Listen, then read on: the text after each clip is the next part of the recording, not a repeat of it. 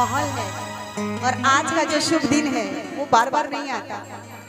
जो इस दुनिया में जिंदा रहते हैं, जाना तो सबको एक दिन है, लेकिन जो दुनिया में जिंदा रहते हैं वो ऐसे ऐसे सुनहरे पल का आनंद लेते हैं।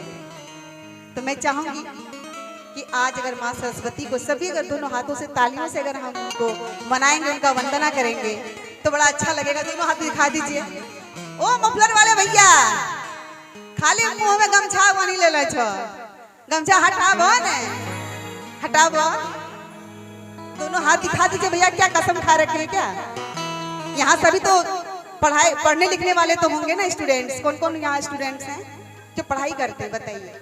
और आज के दिन अगर माँ सरस्वती को याद न करेंगे तो क्या फायदा? फिर